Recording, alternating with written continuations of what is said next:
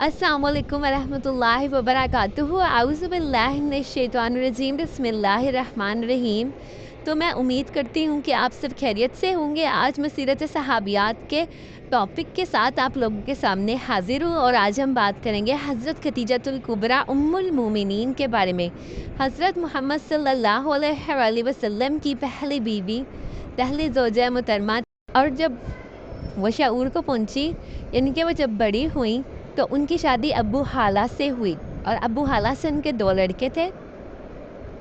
फिर उसके बाद उनकी अबू हाला का इंतकाल हुआ, तो फिर उनकी शादी हज़रत खदीजा की दूसरी शादी अतीक बिन आबिद मखजूमी से हुई और उनसे उनको एक लड़की हुई जिसका नाम हिंद था।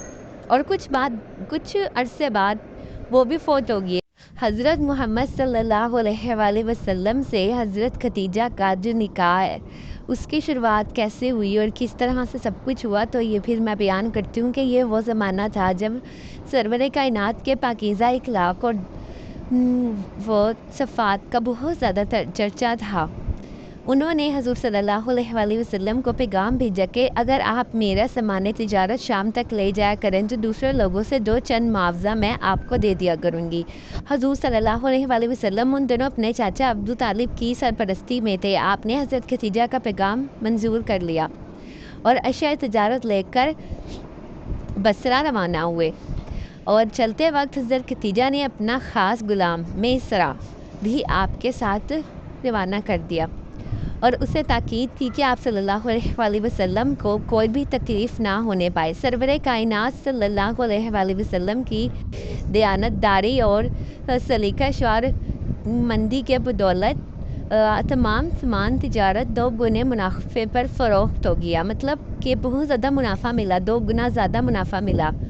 और दौरान सफ़र में सरदार काफ़िला यानी हुज़ूर सल्लल्लाहु अलैहि वसल्लम ने अपने साथ वाले लोगों को इतना अच्छा सलूक उनके साथ पेश किया कि हर एक हुज़ूर सल्लल्लाहु अलैहि वसल्लम की तारीफ़ करने लगा।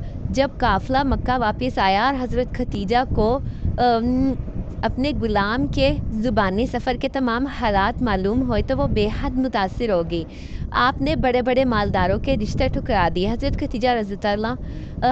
खदीजतुल कुबरा हज़ूर सल्लल्लाहु अलैहि वसल्लम के साथ निकाह के लिए फ़ौरन तैयार हो गई, क्योंकि उन्हें पता चल गया था कि क्योंकि वो जान चुकी थी कि ये एक मुस्तकबिल में एक निहायत ईमानदार और बहुत अच्छे इंसान मालूम होंगे।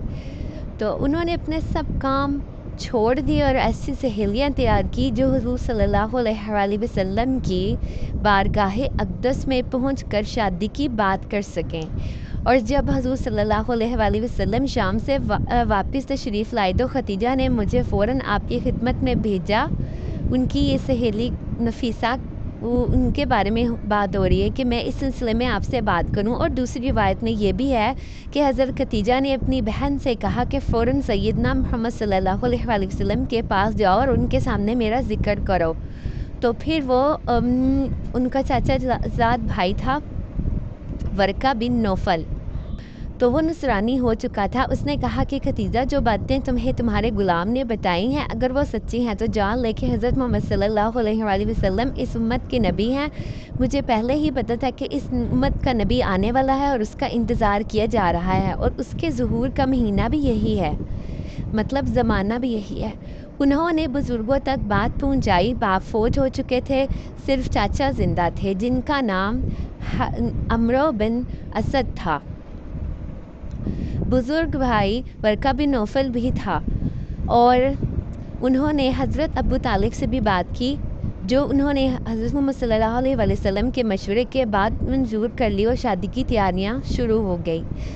निकाह के लिए उस दिन और वक्त का तयन हो गया। हज़ूर सल्लल्लाहु अलैहि वसल्लम के साथ आपके चाचा अबू तालिब सैयदना हमज़ा रज़ी ताला अन्हा के अलावा मोअज़्ज़िज़ीन कुरैश भी सैयद खदीजा रज़ी ताला अन्हा के घर गए। हज़रत खदीजा के वालिद खवैलद का पहले से ही इंतकाल हो चुका था। इसी तरह से भी उनके चाचा अमरो बिन असद और वर्का बिन नौफल ने बारात का इस्तकबाल किया।